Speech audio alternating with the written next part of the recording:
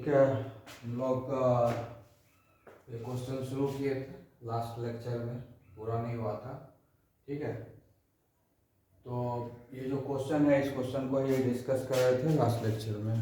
तो इसमें हम बताए थे कि जो पॉजिटिव इंटीजर कोई भी है तो प्रूव करना है कि ये डिविजिबल बाय 6 होगा या नहीं होगा।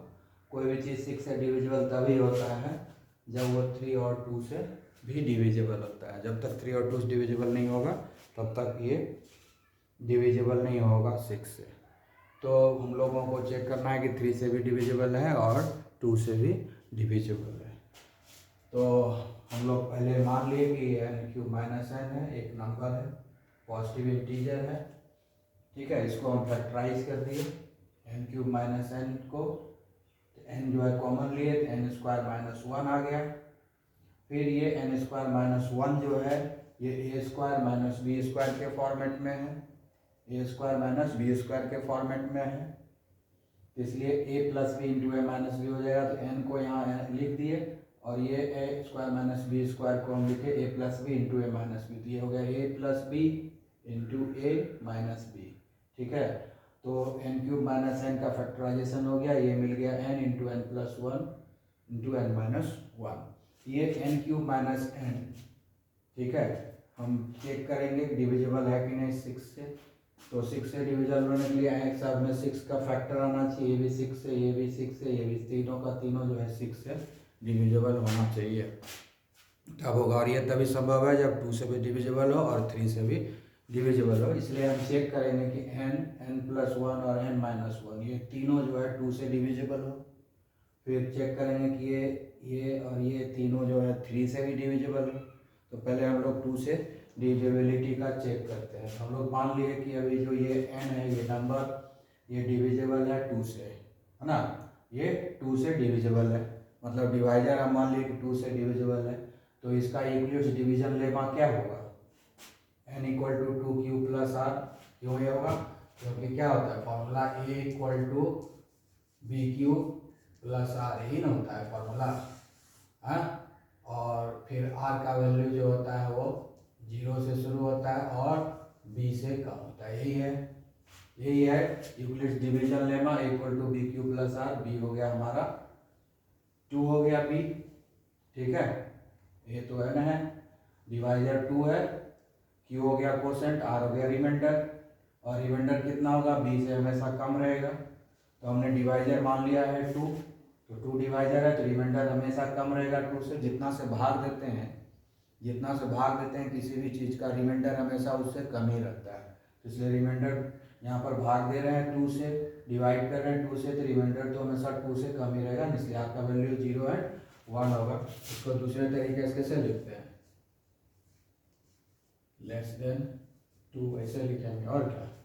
ठीक है, इसी तरह से लिखते हैं। तो हम ये आ गया हमारा यूक्लिड्स डिवीजन लेमा मिल गया हमको।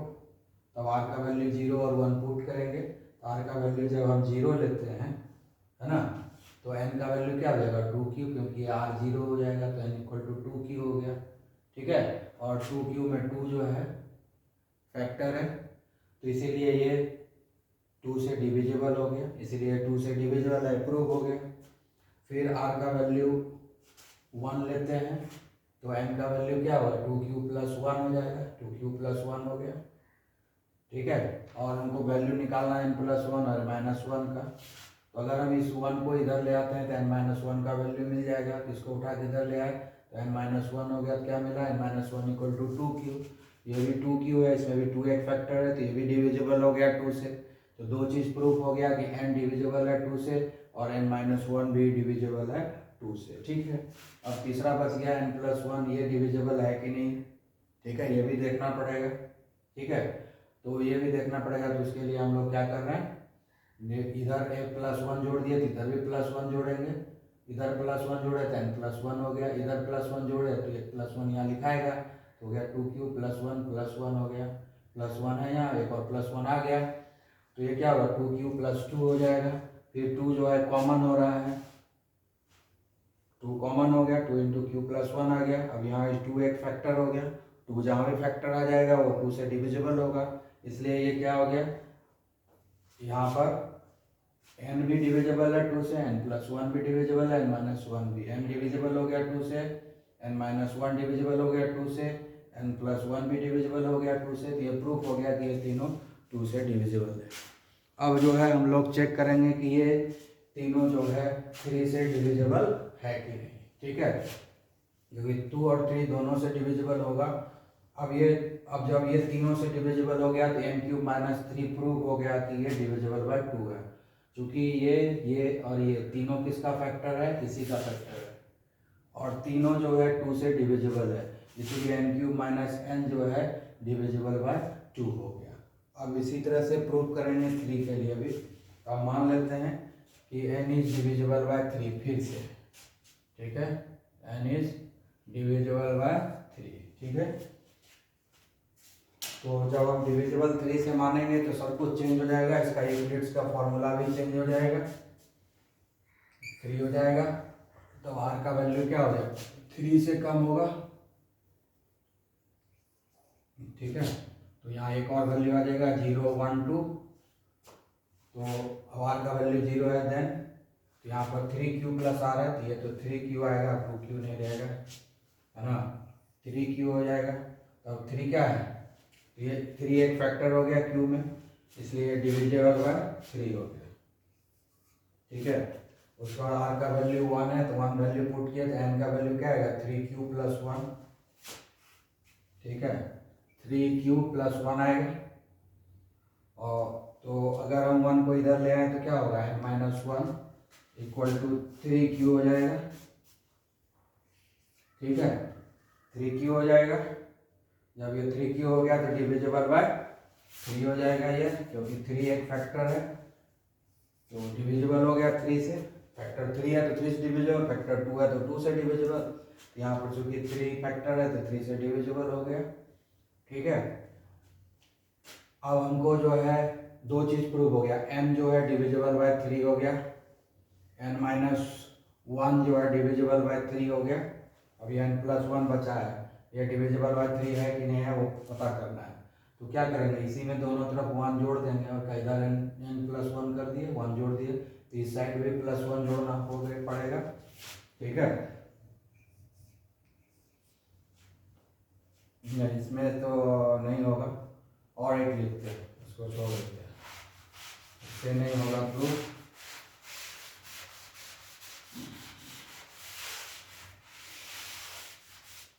क्योंकि r का वैल्यू एक और ही है, तो परेशान होने की जरूरत नहीं है, r का वैल्यू 2 है, ठीक है, r का वैल्यू 2 है, r का वैल्यू जब 2 है then n equal to 3q plus 2 होगा, r का वैल्यू 2 बैठाएंगे ना, ठीक है, 3q प्लस 2 आ गया। अब हमको n+1 चेक करना है, तो हम लोग जोड़ देते हैं, 1 को जोड़ दिए, इधर भी जोड़ देंगे, 3q प्लस 2 प्लस 1, ठीक है, तो हो गया 3q प्लस 3। तो अगर हम कॉमन ले लेंगे तो 3 कॉमन हो जाएगा, तो लिखाएगा q प्लस 1, तो 3 एक फैक्टर हो गया इसमें, इसलिए ये भी डिविजिबल बाय 3 हो गया, डिविजिबल बाय 3 हो गया, है ना, ये भी डिविजिबल बाय 3 हो गया, n+1 भी डिविजिबल बाय 3 हो गया, n-1 भी डिविजिबल बाय 3 हो गया, और n भी डिविजिबल बाय 3 हो गया, n+1 n-1 तीनों डिविजिबल बाय 3 है, तीनों 3 से डिवीजन हो रहा है, तो यानी n³ - n जो है 3 से डिविजिबल है, क्योंकि तीनों डिविजिबल है, इसलिए ये भी 3 से डिविजिबल हो गया। और n³ - n is divisible by 3, n³ - n is divisible bye 2, दोनों चीज है, तब उसी चीज को यहाँ लिखेंगे, since n³ - n is divisible by 3 as well as 2, thus it is divisible by 6, चूंकि n³ - n 2 से भी डिविजिबल है, 3 से भी डिविजिबल है, इसीलिए ये 6 से भी डिविजिबल है, ये प्रूफ हो गया, ओके।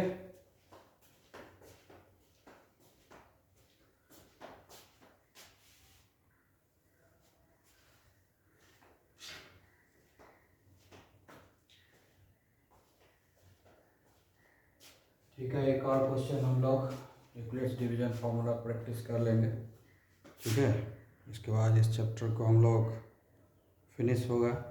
इतना क्वेश्चन तो बता दिए कि अब इसमें कोई प्रॉब्लम नहीं होना चाहिए। ठीक है, तो बता रहा है इसमें कि prove that if x and y are both odd positive integer, मतलब x भी ऑड पॉजिटिव इंटीजर है और y भी ऑड पॉजिटिव इंटीजर है। तो पता है जब दोनों ऑड पॉजिटिव इंटीजर है तो x square plus y square जो होगा वो इवन नंबर होगा। ठीक है, लेकिन इवन नंबर होगा मतलब 2 से डिविजिबल होगा, लेकिन 4 से डिविजिबल नहीं होगा। 2 से डिविजिबल होगा लेकिन 4 से डिविजिबल नहीं होगा, ये प्रूव करना है। ठीक है, तो हमको इसके पहले हम लोगों ने प्रैक्टिस किया है कि पहले हम लोग पता किया है ना कि ऑड पॉजिटिव इंटीजर को कैसे रिप्रेजेंट करते हैं, ऑड पॉजिटिव इंटीजर को किस फॉर्म में रिप्रेजेंट करते हैं, पहले प्रूव कर चुके हैं हम लोग। तो उसको याद करेंगे कि ऑड पॉजिटिव नंबर किस फॉर्म में रिप्रेजेंट करते हैं। तो हम लोग जानते हैं, तो लिखेंगे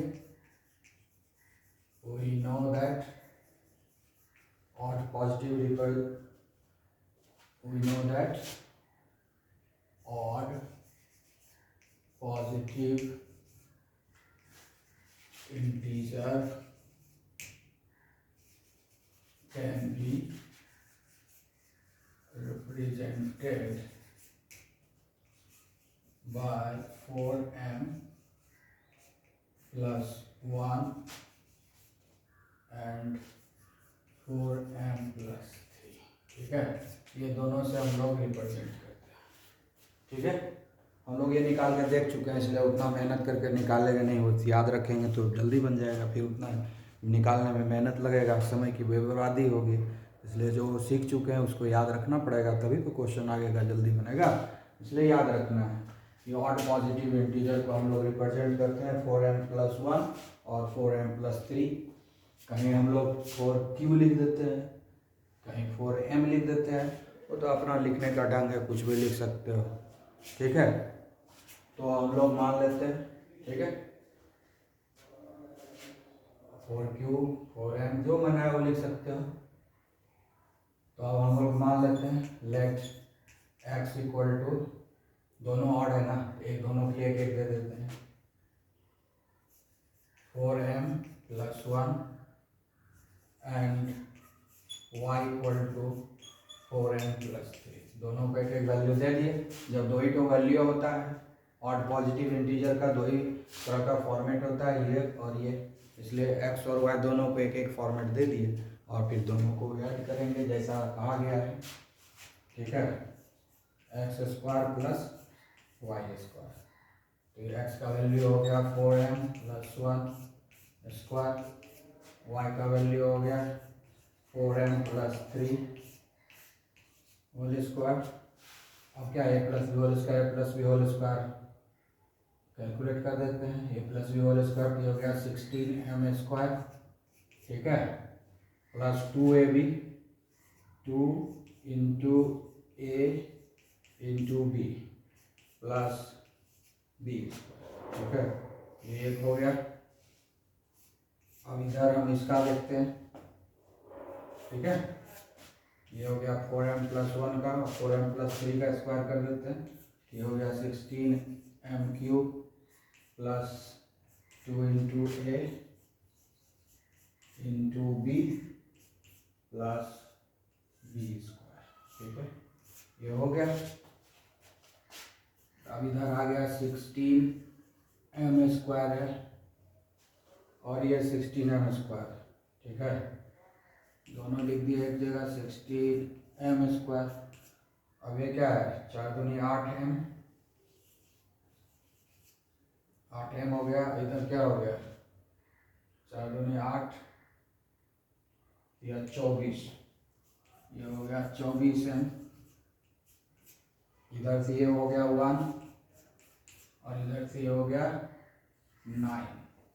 ठीक है, अब हम लोग आगे कैलकुलेट करते हैं। प्लस y² = 16m², ये हो गया 32m², और 24 और 8 ये दोनों मिला के हो जाएगा, ये दोनों एक साथ, ये दोनों एक साथ, ठीक है, ये दोनों एक साथ 24 और 8 मिला करके हो गया 32, ठीक है, और एक और 9 मिला के हो गया 10। अब क्या होता है, सब में कॉमन कितना होता है, 2 से ज़्यादा कॉमन होने वाला नहीं है, तो 2 कॉमन ले लेते हैं। ये हो गया 16m², ये हो गया 16m, और ये हो गया 5, तो 2 एक फैक्टर है, तो ये हो गया इट इज डिविजिबल